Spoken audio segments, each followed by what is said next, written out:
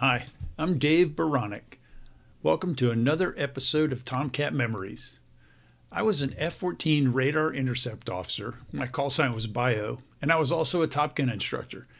In this episode, I'm going to talk about a few things in the background on these videos and answer a couple of viewer questions. This will probably be a kind of a short one. Okay, the first question I'm going to answer is the story of that plaque over my right shoulder.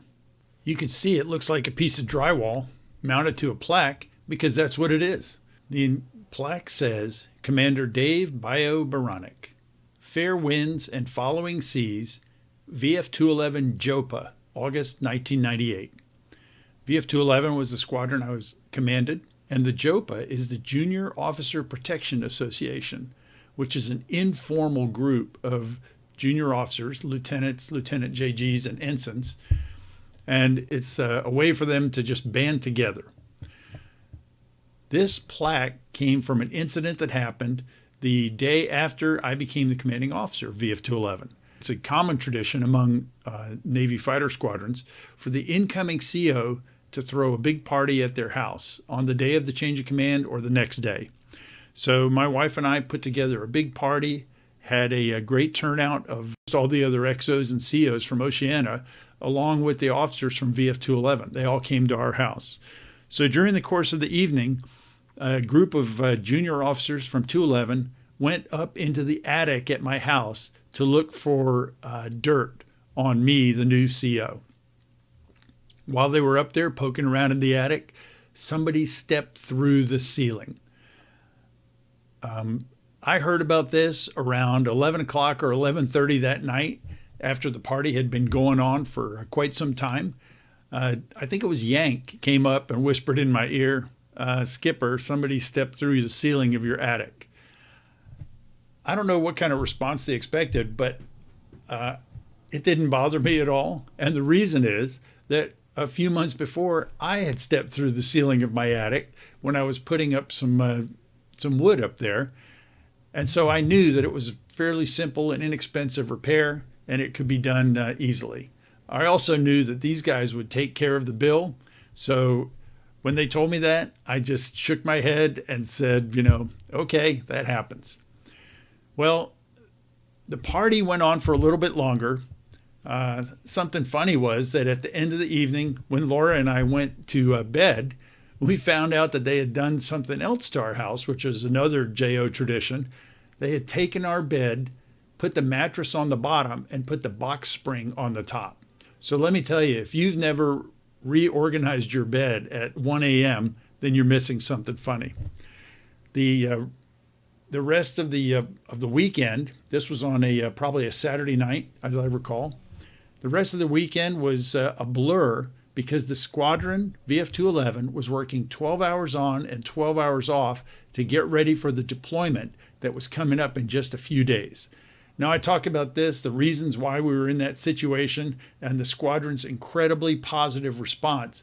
I talk about this in the book Tomcat Rio. I just thought I'd bring that up a little bit. Anyway, after they stepped through the ceiling, I really didn't give it much thought. We left on deployment. Laura called and had the ceiling repaired by a local contractor. That was easy to do. And she sent me the bill. I gave it to the junior officers, and they gave me the $100 to reimburse me. Didn't think much of it until a year later when it was time for my change of command. And at one of the many enjoyable dinners or gatherings, one of the junior officers came up and presented this plaque to me. And I've kept it because to me, it's such a valuable reminder of the camaraderie and the unofficial things, relationships, and activities that are so much a part of being in a Navy fighter squadron. Now let's go on to topic number 2, and I want to talk about my bookshelves. Several people have commented on the books that they can see on the shelves behind me. But here is a shot of the books that are behind me. Someone asked me about that yellow Corvette model. That actually used to be full of Jim Beam bourbon. And I got it back at the time because my first Corvette was a yellow Corvette. And so someone gave me that yellow Corvette bottle full of bourbon. And of course, we drank the bourbon pretty quickly. But I still like that model. Most of my F-14 books are on shelves off to my right, which are more convenient. So here are a few more pictures of those shelves, just so you can see my modest collection. Years ago, I had more aviation books, but when I moved a few years ago, I decided it was time to downsize a little bit, and I donated them to various organizations up in Northern Virginia, such as a military history group and a few other organizations. Finally, I'll answer a question someone has asked me. What does the saying that I use at the end of these videos mean? That is, when I finish these videos, I say cleared and switching. And to me, that just reminds me of something from my earliest days of aviation.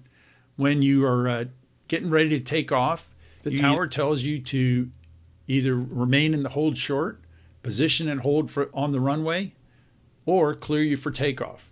Now, if you position and hold, they're just waiting for release from departure or something like that, and they will clear you for takeoff anyway.